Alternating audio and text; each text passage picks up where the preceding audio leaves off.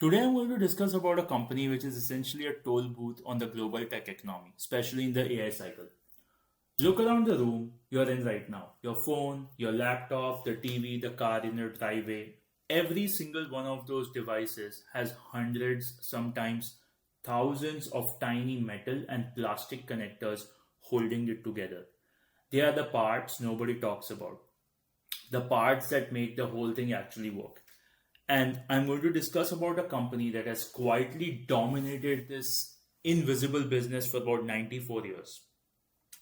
And I'll tell you five top reasons of why I think this can be the most important industrial stock of the AI era and why the market is still pricing it like it makes washing machine parts.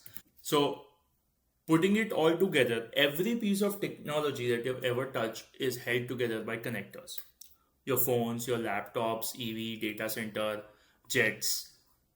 And five reasons why this matters now is right here. Number one, the company has beaten 12 consecutive quarters of earnings from a Wall Street estimate perspective.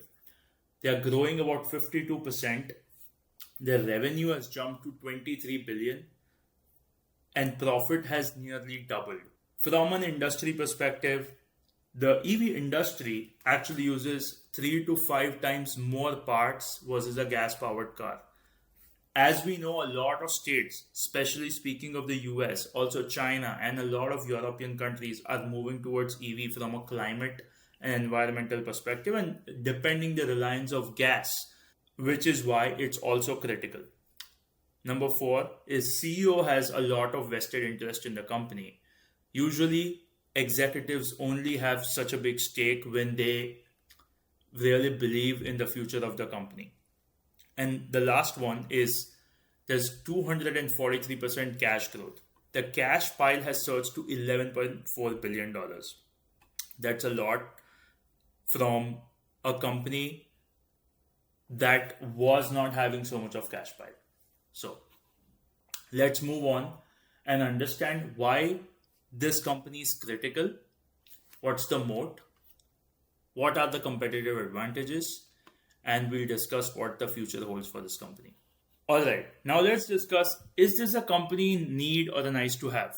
We'll dive into all of the aspects, but here's the company that I'm referring to. Amphenol, ticker symbol APH. There's a 94-year-old connector specialist company that is founded in Chicago. They have about 130 business units across 40 countries, and they are one of the leading global connectors. And there are three different structural demand cycles all happening at a single time. Number one, the AI data center build out. Amazon, Microsoft, Google, Meta are spending on data centers at a pace that has never seen before, and we don't have any historical comparison to work with. And this is going to continue as they believe in this story. Every GPU cluster needs high speed connectors to move data between chips and distribute power and link optical cables. Amphenol has been co-developing these products with these customers for years. So they already have a relationship with these hyperscalers. So they're already inside the building. They already have this relationship going. Number two is electric vehicles. As I already mentioned, they use 3 to 5 times more connectors versus a standard gas powered car. And this is not just one company, but a ton of companies across multiple different geographies. Number three is defense spending. Overall, NATO countries and Pacific allies are spending a lot more on military hardware than they ever have in decades. And once a connector is spec'd into, let's say, a fighter jet program, nobody shops around for a cheaper alternative. And defense contracts, once established, once their vendors are set in place, they run for decades. So, bottom line, this is critical infrastructure and not discretionary spend. Okay, now we are going to dive into the moat of this company. Why Amphenol specifically has structural advantages that compounds. Number one, decentralized structure. Amphenol runs more than 130 semi-autonomous business units. Each one manages its own products, customers, and it owns the P&L. When the CEO buys a company and he has more than 50 of them in the past decades and it's got more than 50, he doesn't fold into a corporate blob. It's essentially that makes it special. He thinks of Amphenol like less a conglomerate and more like a very well funded network of specialists. And that is very hard to replicate. Second is the customer lock in. This is the part that Wall Street keeps underestimating. Amphenol doesn't just sell connectors off a shelf.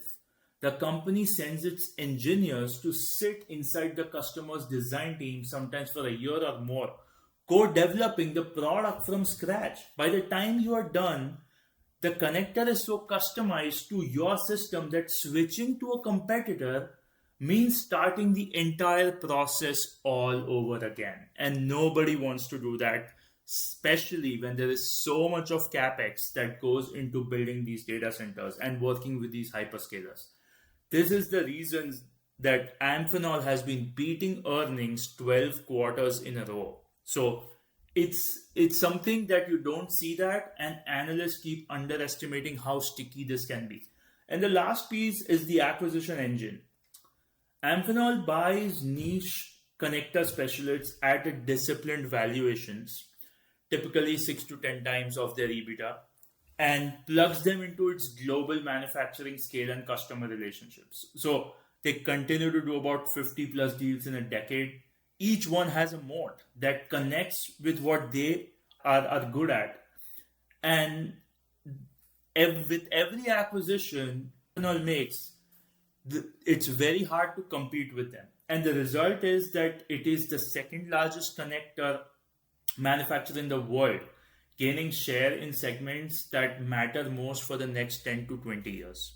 So that is a strong moat that they have, and it's not easy to move away. Okay, now let's discuss what competition does Amphenol have, who else is in the game, and why diversification is one of the key things for this company. There is only one real rival, and there is a lot of fragmented companies in this space. So one's TE Connectivity, ticker symbol is TEL. But here's how they compare against each other. The growth of Amphenol versus TEL is 4 times more.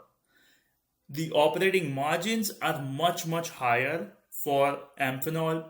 Their AI data center exposure is at the peak because, as I mentioned earlier, they already have relationships with the hyperscalers, which are the top companies spending in this AI capex cycle. And they have a lot of diversification. Now, when we look at other competitors, they each operate into every niche area that Amphenol already has. Like Corning, they work on optical fibers. Then we have Sensata, which is another company that is strong in sensors. They have a narrow product range. Honeywell and Aptiv. Molex is another company, but it's private. But if you look at each of these product areas that all these public companies have, Amphenol has everything, which is why it's the second largest player. TE Connectivity is only competitor that has what Amphenol has, but Amphenol is winning on growth margins and the relationships it already has with the hyperscalers, which is why it's growing significantly, and that will continue to happen. And they have so many business units with so many different areas that they serve in the entire ecosystem that nobody else can replicate that easily. Okay, now I'm just going to dive into the valuation. It's an expensive stock on the surface right now, but it's cheap when you adjust for what the business is going to do, right?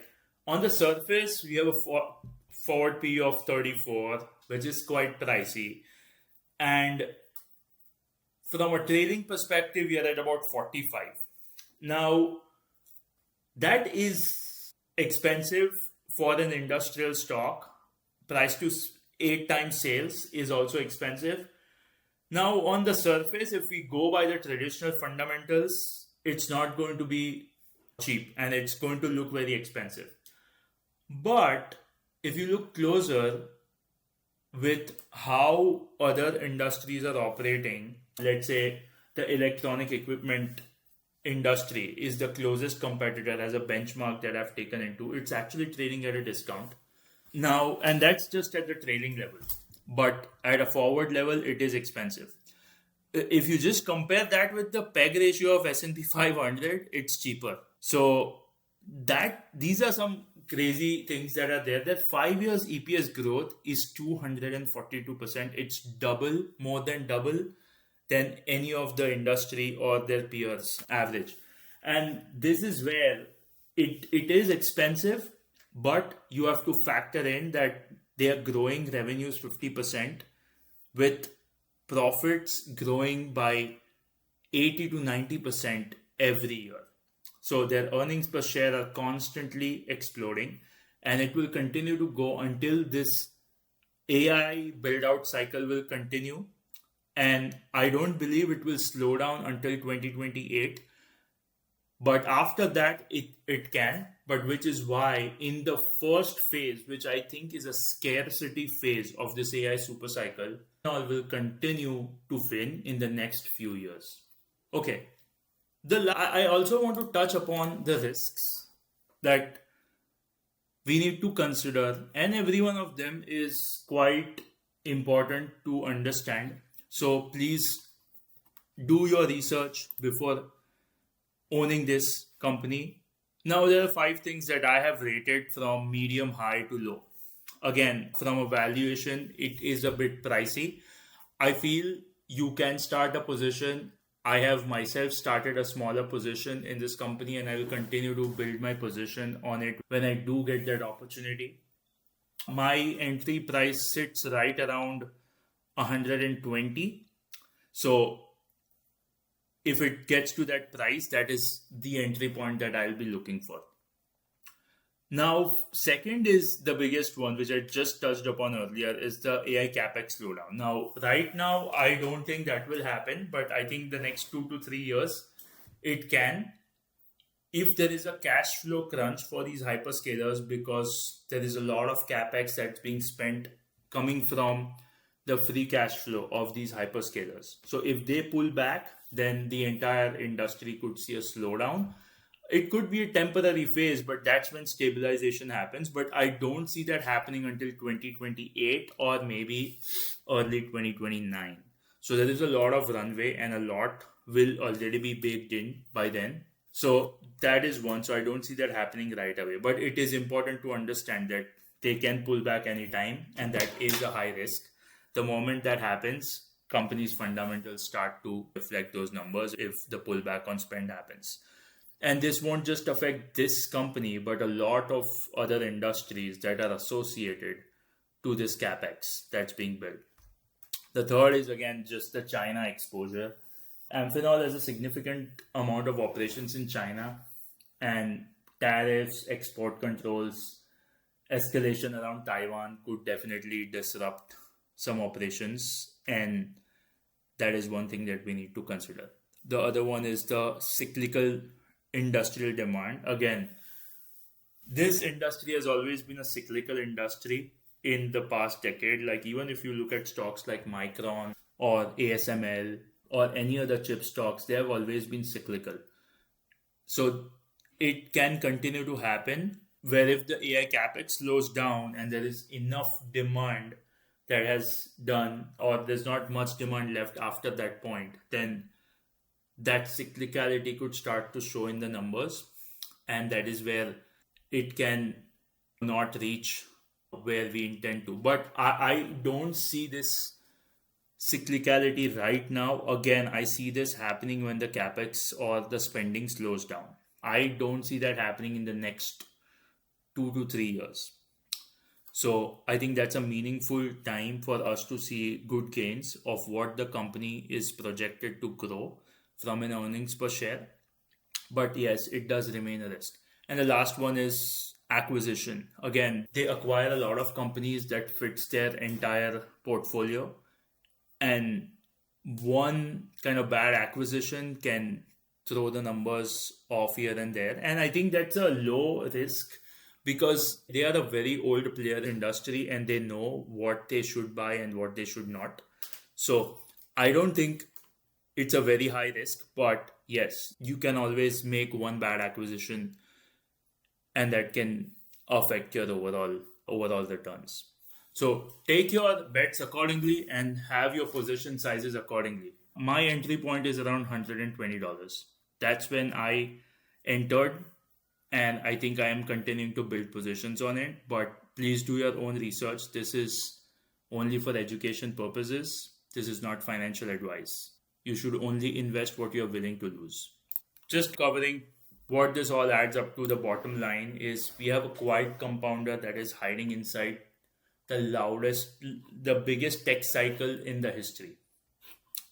We have fundamentals. The company has CEO is himself invested, and they are one of the most important companies in this cycle. So it's one of the must-have companies. And again, keep your risks in check. Again, as I always say, do your own research. This is not financial advice. Understand the risk and execute the game plan. I will continue to bring more of such companies that are necessary to the global tech economy.